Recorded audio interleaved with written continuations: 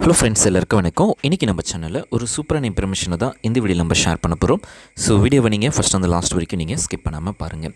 So நீங்கள் வர தேர்தலில் ஓட்டு போட முடியுமா இல்லையா அப்படின்றத நீங்கள் ஈஸியாக எஸ்எம்எஸ் மூலமாகவே உங்களுக்கு ஓட்டு இருக்கா இல்லையா அப்படின்றத நீங்கள் தெரிஞ்சுக்கலாம். ஸோ இப்போது அதாவது ஓட்டர் ஐடியுடைய வரைவு வாக்காளர் பட்டியலை வந்து வெளியிட்டிருக்காங்க. ஸோ டிராஃப்ட் லிஸ்ட் வந்து வெளியிட்டிருக்காங்க. அதில் உங்களுக்கு எதனா அப்ஜெக்ஷன்ஸ் இருந்தது அப்படின்னா நீங்கள் தாராளமாக வந்து தெரிவிக்கலாம் அப்படின்றது சொல்லியிருக்காங்க.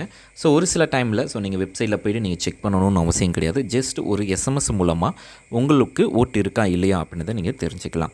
அதுக்கு வந்து பார்த்திங்க அப்படின்னா 1950 அப்படின்ற ஒரு எண்ணுக்கு வந்து பார்த்திங்க அப்படின்னா உங்களுடைய மொபைலில் இருந்து ஒரு சின்னதாக ஒரு எஸ்எம்எஸ் அனுப்புறது மூலமாக நீங்கள் ஈஸியாக வந்து பார்த்திங்க அப்படின்னா உங்களுக்கு அதாவது உங்களுடைய வரைவு வாக்காளர் பட்டியலில் உங்களுடைய பேர் ஆட் ஆகிருக்கா இல்லையா அப்படின்றத நீங்கள் தெரிஞ்சுக்கலாம்.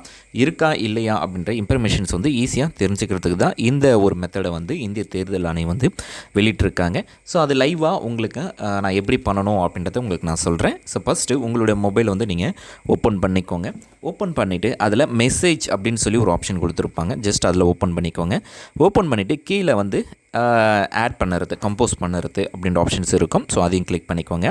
மேலே வந்து பார்த்திங்க அப்படின்னா 2 அப்படின்னு இருக்கிற இடத்துல 1950 அப்படின்னு சொல்லி டைப் பண்ணிக்கோங்க.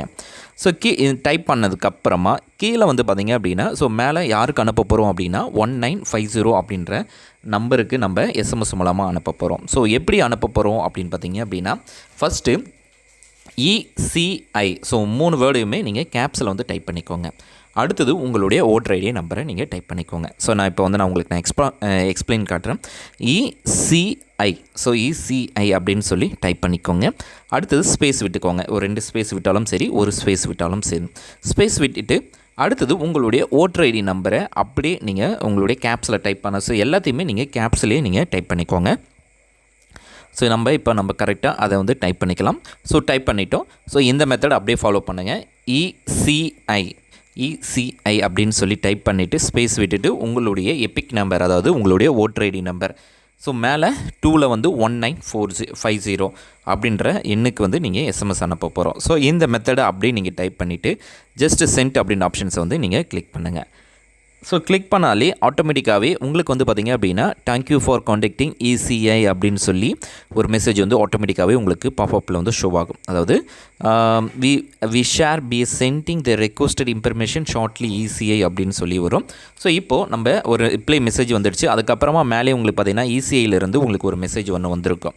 இப்போ பார்த்திங்க அப்படின்னா enumeration form submitted successfully for EPIC number அப்படின்னு சொல்லிட்டு உங்களுடைய எபிக் நம்பர் வந்து ஆட்டோமேட்டிக்காகவே அங்கே ஷோ ஆகும். அடுத்தது ஸோ உங்களுடைய நேம் என்ன, உங்களுடைய சீரியல் நம்பர் என்ன, அடுத்தது உங்களுடைய பார்ட் நம்பர் என்ன, அடுத்தது உங்களுடைய அசம்பிளி என்ன அப்படின்ற எல்லா இன்ஃபர்மேஷன்ஸுமே இதில் வந்து தெளிவாக உங்களுக்கு வந்து கொடுத்துருப்பாங்க.